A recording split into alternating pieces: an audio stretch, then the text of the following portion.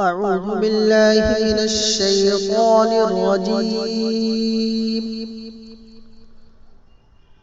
بسم الله الرحمن الرحيم. فاذكروني أذكركم واشكروا لي ولا تكفرون. يا أيها الذين آمنوا استعينوا بالصبر والصلاة إن الله مع الصابرين.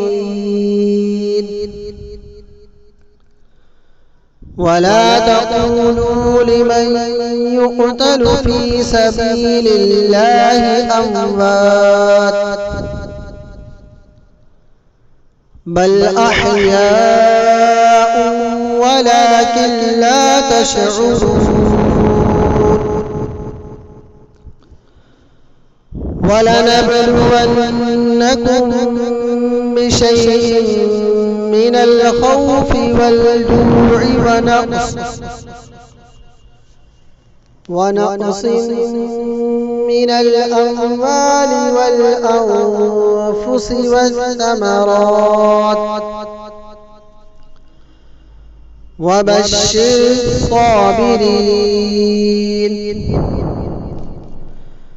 الذين إذا أصابتهم مصيبة قالوا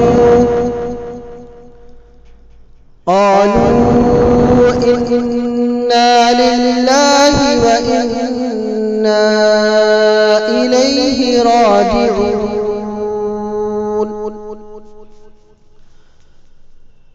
أولئك عليهم صلوات من ربهم ورحمة وأولئك هم المهتدون. إن الصفا والمروة من شعائر الله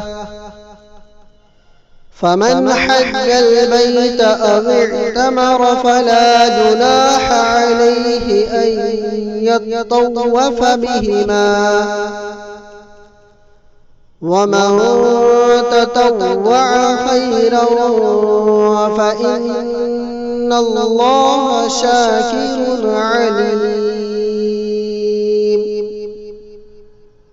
صدق الله العظيم.